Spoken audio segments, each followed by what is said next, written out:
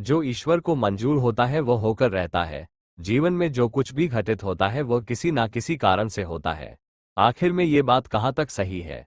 चलिए इसे एक कहानी के माध्यम से समझते हैं। और हाँ, आप लोग कहानी में हमारे साथ अंतिम तक बने रहे क्योंकि यह कहानी आपकी सोच बदलने वाली है। तो चलिए बिना टाइम वेस्ट किए कहानी को शुरू करते हैं। अंग नाम के एक राज्य पर राजा हर्षवर्धन का राज्य हुआ करता था। राजा हर्षवर्धन एक बहुत ही परोपकारी और दयालु स्वभाव के राजा थे। जो कोई भी राजा के दरबार में फरियाद लेकर आता वह मुंह मांगी मुराद पाता। उनके बारे में ये बात मशहूर थी कि उनके दरवाजे पर आने वाला कोई भी आदमी खाली हाथ वापस नहीं जाता था। एक दिन राजा के दरबार में एक आदमी आया। उसने राजा को प्रणाम किया और कहने लगा, राजन, मैंने सुना है कि आपके सामने जो भी फरियादी आता है वो कभी खाली हाथ वापस नहीं लौटता। अगर ऐसा है तो क्या 3 दिन के लिए आप मुझे अपनी राजगद्दी सौंप सकते हैं? आप महल में जाकर आराम कीजिए और मैं राजगद्दी पर बैठकर आपका राजपाट चलाऊंगा। राजा उसी वक्त राजगद्दी से नीचे उतर आए और फिर अपने दरबार में मौजूद सभी मंत्रियों और दरबारियों को आदेश दिया कि आज से ठीक 3 दिन तक सभी लोग इस आदमी के आदेश का पालन करेंगे। ये कहते हुए राजा ने उस आदमी को अपनी जगह पर बिठा दिया और खुद अपने महल में चला गया। वह आदमी 3 दिन तक बड़ी ठाठ से राजगद्दी पर बैठा रहा और पूरे राज्य का शासन चलाता रहा। चौथे दिन जब राजा उसके पास आया और कहने लगा, भाई, अब तुम 3 दिन तक इस गद्दी पर बैठ चुके हो, अब राजगद्दी से उतर जाओ और अपना रास्ता लो। ये सुनकर वह आदमी कहने लगा, राजन, पहले तो मैं सिर्फ इस इरादे से आया था कि आपकी दानवीरता की परीक्षा लूं। सच में मैंने जैसा आपके बारे में सुना था उससे कहीं बढ़कर आपके बारे में पाया है, लेकिन अब 3 दिन तक इस राजगद्दी पर बैठने के बाद मेरा इरादा बदल गया है। इस राजगद्दी से उतरने का मेरा दिल नहीं चाहता। आपको तो सारी दुनिया ईश्वर का अवतार कहती है। मैं आपसे प्रार्थना करता हूं कि यह राजगद्दी और राजपाट ईश्वर के नाम पर मुझे दान में दे दीजिए। राजा ने जब उसकी बात सुनी तो मुस्कुराते हुए कहने लगे, लो भाई, ये राजगद्दी और यह राजपाट आज से तुम्हारा हो गया, अब तुम इसे संभालो। मैं चलता हूं। ये कहकर राजा अपने महल में वापस आ गए। उन्होंने रानी को सारी बात बताई। रानी भी महाराज की तरह बहुत ही नेक दिल थी। उन्होंने शिकायत का एक शब्द भी अपनी जुबान पर नहीं आने दिया। राजा और रानी अपने दोनों बेटों को लेकर महल से बाहर निकल पड़े। जाने से पहले उन्होंने अपने राजसी वस्त्र त्याग दिए और साधारण वस्त्र पहन लिए। राजा को ईश्वर पर बड़ा ही विश्वास था। वह मन ही मन में सोचने लगता है, परमात्मा ने मेरे लिए कुछ और ही सोच रखा है। राजा अपनी पत्नी और दोनों बेटों को लेकर सफर पर रवाना हो गए। राजा सोचने लगा, कल तक मेरी सवारी के लिए सैकड़ों हाथी और घोड़े मौजूद थे, आज पैदल चलना पड़ रहा है। कल तक हजारों नौकर चाकर मेरे सामने खड़े रहते थे और आज कोई हालचाल पूछने वाला भी नहीं है। लेकिन राजा ने ऐसी हालत में भी शिकायत का एक शब्द अपनी जुबान पर नहीं लाया। पैदल सफर करते करते वो कभी 2 कोस चलते तो कभी 4 कोस। कभी कुछ खाने को मिल जाता तो भी भूखे ही रहना पड़ता, मगर इस पर भी उसने परमात्मा पर पूरा भरोसा रखा और हमेशा परमात्मा का धन्यवाद करता रहा। कुछ दिनों तक इसी तरह पैदल सफर करने के बाद वे एक नगर में पहुंचे और एक आवास गृह में जाकर ठहर गए। उस नगर के बाहर एक सौदागर का काफिला आकर रुका था। सौदागर अपने घोड़े पर सवार होकर नगर की सैर करता हुआ उस आवास गृह की तरफ आ निकला जिसमें राजा और उसका परिवार ठहरा हुआ था। सौदागर की नजर जब रानी पर पड़ी तो उसे देखते ही उसने समझ लिया कि यह औरत किसी ऊंचे खानदान की है। वो मन ही मन रानी पर मोहित हो चुका था और उसने इरादा किया कि क्यों ना इस औरत से मैं विवाह कर लूं। मन में कुछ सोचकर वो राजा के पास गया। सौदागर राजा से कहने लगा, हुजूर, मैं एक व्यापारी हूं, मेरा काफिला नगर के बाहर ठहरा हुआ है, मेरी पत्नी को बच्चा होने वाला है और इस समय कोई ऐसा नहीं है जो उसकी देखभाल कर सके। मुझे आप एक बहुत ही नेक दिल और दयालु इंसान मालूम पड़ पाते हैं। क्या आप अपनी पत्नी को एक दिन के लिए मेरे साथ भेज सकते हैं? शायद उनकी वजह से मेरी पत्नी की तकलीफ कुछ कम हो सके, वरना मुझे तो लगता है कि वह जिंदा नहीं रह पाएगी। राजा और रानी सौदागर की बातें सुनकर कुछ घबरा गए। आखिर नेक दिल राजा ने रानी से कहा, अगर इस गरीबी की हालत में भी हम किसी के काम आ सके तो ये हमारे लिए खुशकिस्मती की बात है। तुम देर ना करो और ईश्वर जाने इसकी पत्नी किस हालत में होगी। रानी ने अपनी जुबान से इनकार का एक शब्द तक नहीं कहा और उसी वक्त सौदागर के साथ जाने के लिए तैयार हो गई। आवास गृह से बाहर आकर सौदागर कहने लगा, मेरा काफिला शहर से काफी दूर है और मुझे यहाँ पर आए हुए काफी देर हो चुकी है। आप ऐसा कीजिए, मेरे साथ मेरे घोड़े पर बैठ जाए ताकि हम जितनी जल्दी हो सके काफिले तक पहुंच जाए। रानी बेचारी उस सौदागर की चालबाजी को नहीं समझ सकी और उसके साथ घोड़े पर सवार हो गई। सौदागर घोड़े पर सवार रानी को लेकर अपने काफिले पर पहुंचा। उसने अपने काफिले को कूच करने का आदेश दिया। अपना घोड़ा उसने एक तरफ भगाया और रानी को ले चला। ये सब देखकर रानी को सौदागर की चालबाजी का पता चला। रानी ने बहुत शोर मचाया, बहुत तड़पी, चीखी चिल्लाई, मगर सौदागर को उस पर बिल्कुल भी दया नहीं आई। वो उसे घोड़े पर बिठाकर कहीं का कहीं ले गया। दूसरी तरफ आवास गृह में इंतजार करता हुआ राजा सोचने लगा कि उसकी पत्नी अब तक क्यों नहीं आई। उसने सोचा क्यों ना खुद चलकर देखा जाए कि आखिर माजरा क्या है। वह अपने दोनों लड़कों को साथ लेकर आवास गृह से निकला और शहर से बाहर आ पहुंचा। उसने सौदागर के काफिले को ढूंढने की बहुत कोशिश की, लेकिन काफिले का कहीं पता नहीं चला। तभी उसे उत्तर दिशा में धूल उड़ती हुई दिखाई दी। राजा ने अनुमान लगाया कि जरूर वह आदमी उसकी रानी को लेकर उसी तरफ गया है। राजा भी अपने दोनों लड़कों को लेकर उस दिशा की तरफ चल दिया जिस तरफ काफिला गया था। थोड़ी दूर चलने के बाद राजा रास्ता भटक गया और कहीं दूसरी जगह जा निकला, जहां उसके सामने एक नदी बह रही थी। राजा ने इधर उधर देखा कि शायद नदी पार करने के लिए कोई नाव मौजूद हो, लेकिन वहां पर कोई नाव नहीं थी। उसने कुछ देर तक सोचा और फिर बड़े लड़के को नदी के किनारे पर बिठाया, छोटे लड़के को अपने कंधे पर बिठाया और नदी में उतर गया। राजा का इरादा था कि पहले छोटे बेटे को नदी के पार पहुंचा देगा और फिर वापस आकर बड़े बेटे को ले जाएगा। लेकिन इंसान सोचता कुछ और है और होता कुछ और है। वो छोटे लड़के को कंधे पर उठाकर बड़ी मुश्किल से नदी के बीचों बीच पहुंचा। तभी उसे बड़े लड़के की चीख सुनाई दी। उसने मुड़कर देखा तो एक जंगली भालू उसके बेटे पर हमला करने वाला था।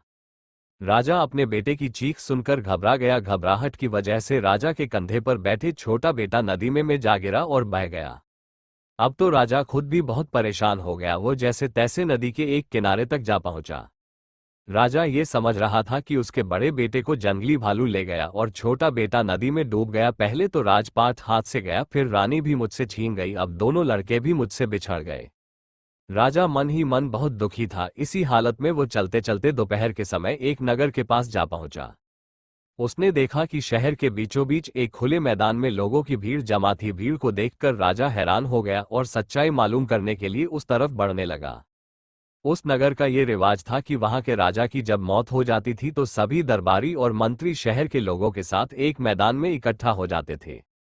फिर एक बाज को उड़ाया जाता। ये बाज जिसके भी सिर पर बैठ जाता उसी को राजा मान लिया जाता था और राजगद्दी भी सौंप दी जाती थी, और इसी कारण से वहां पर लोगों की भीड़ जमा थी। बाज छोड़ा जा चुका था मगर अभी तक वो किसी के सिर पर नहीं बैठा था। किस्मत शायद उसी राजा का इंतजार कर रही थी। जैसे ही राजा वहां पर पहुंचा, बाज जाकर उसके सिर पर बैठ गया।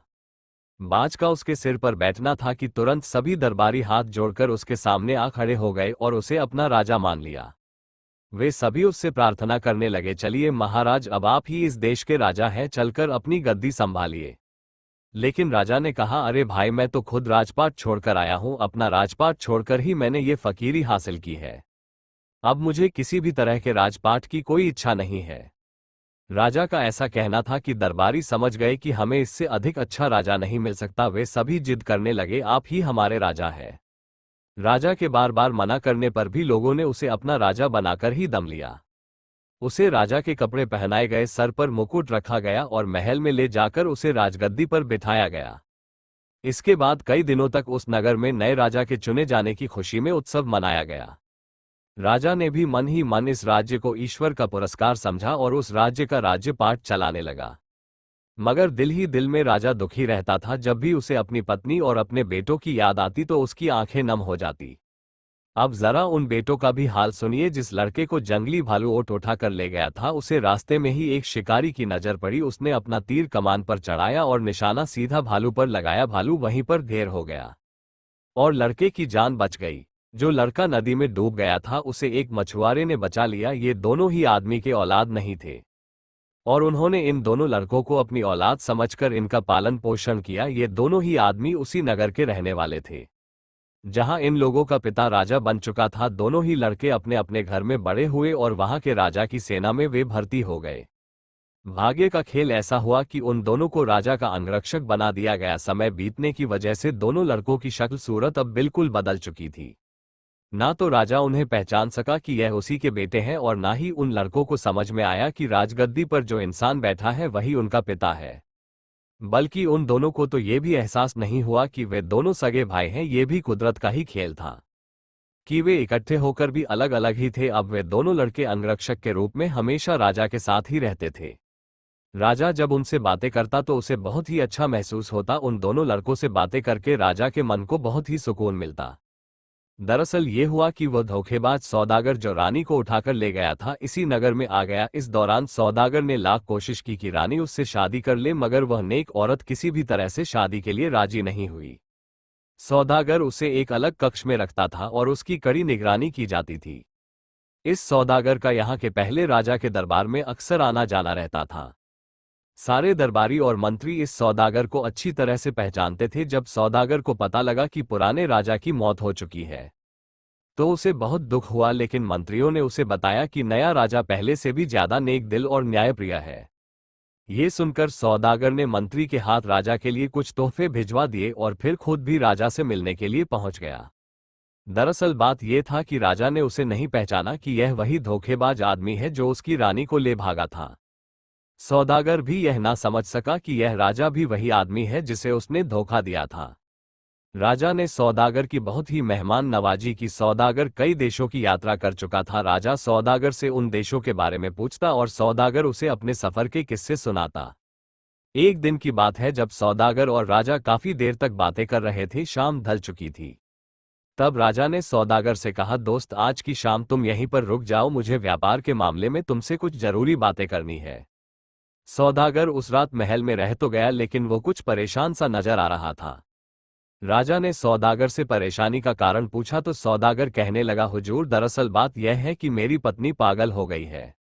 उसकी देखभाल मुझे खुद करनी पड़ती है। मुझे हर समय ये डर लगा रहता है कि कहीं पागलपन की वजह से वो कहीं भाग ना निकले और किसी मुसीबत में ना फंस जाए। इस पर राजा ने कहा, तुम आज महल में ही रहो और अपनी पत्नी की चिंता मत करो, उसकी देखभाल का बंदोबस्त हम कर देंगे।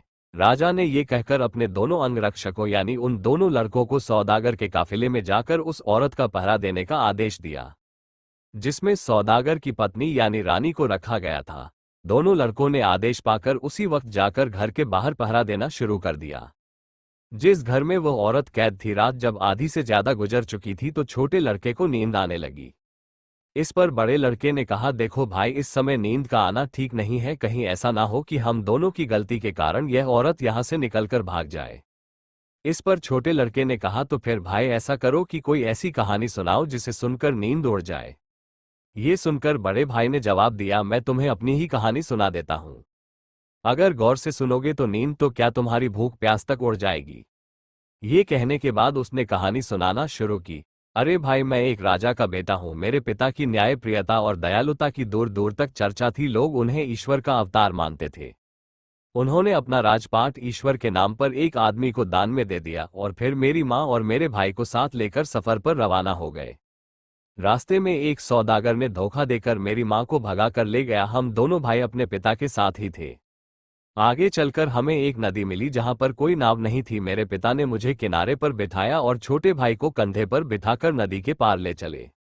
अभी वह नदी के बीचों बीच ही पहुंचे थे कि मुझे एक जंगली भालू ने पकड़ लिया। मेरे चीखने चिल्लाने से मेरे पिता घबरा गए और छोटा भाई उनके कंधे से उचक कर नदी में जा गिरा।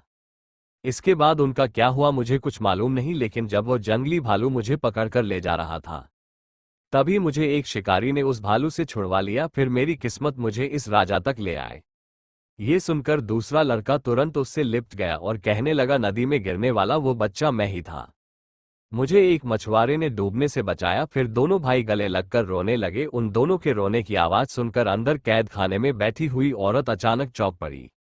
वो उन दोनों लड़कों से इसका कारण पूछने लगी। दोनों लड़कों ने जब सारी कहानी उस औरत को बताई तो वह कहने लगी, मेरे बच्चों, तुम अपनी माँ को नहीं पहचान सके। ये कहते हुए वो उन लड़कों से लिपट गई। तब उनकी माँ ने बताया, मैं अब तक इस सौदागर की कैद में थी।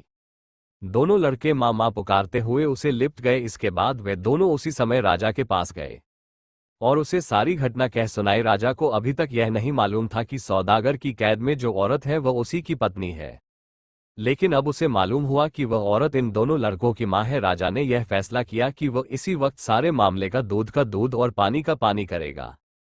उसने उसी समय उस औरत को लाने के लिए सिपाही भेजे। जब वह औरत राजा के सामने पेश हुई, जैसे ही राजा की नजर उस पर पड़ी तो राजा की समझ में सारा माजरा आ गया। राजा की पत्नी भी अपने पति को देख पहचान गई और उसके कदमों में गिर गई। दोनों भाई भी अपने पिता को पहचान चुके थे और पिताजी पिताजी कहते हुए राजा से लिपट गए। सौदागर ने जब ये देखा कि उसकी पोलक खुल चुकी है तो वह वहां से भागने लगा, मगर राजा के सिपाहियों ने उसे यह मौका नहीं दिया, उसे गिरफ्तार करके कारागार में डाल दिया।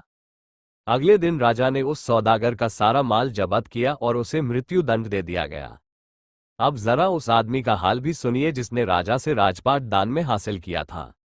राजपाट मिलने के बाद वह बहुत ही मनचला और निर्दय हो गया था। अपने खजाने को भरने के लिए उसने प्रजा पर कई तरह के कर लगा दिए। बेचारी गरीब प्रजा उसके जुल्म से परेशान हो गई।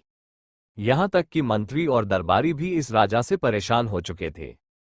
वे सभी इसी चिंता में रहते थे कि किसी तरह से वह अपने असली राजा का पता लगा पाए ताकि इस अत्याचारी राजा को हटाकर एक बार फिर से उसे राजा बना दे।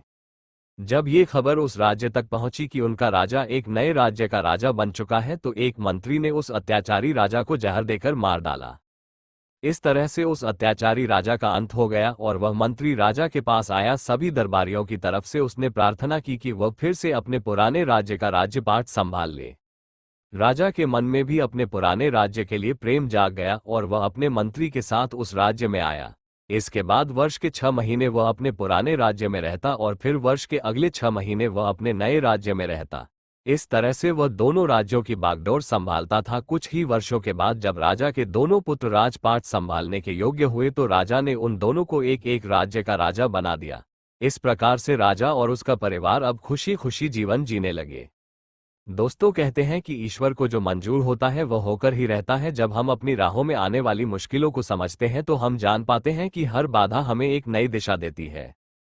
कभी भी अपने प्रयासों से पीछे मत हटो, क्योंकि ईश्वर का विश्वास हमेशा हमारे साथ होता है।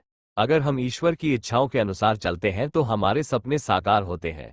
संघर्ष से ही सफलता की ओर रास्ता खुलता है और यही जीवन का असल सच है। कभी भी हार नहीं माने, क्योंकि सफलता उन्हीं को मिलती है जो अपनी पूरी मेहनत और ईश्वर के प्रति विश्वास बनाए रखते हैं।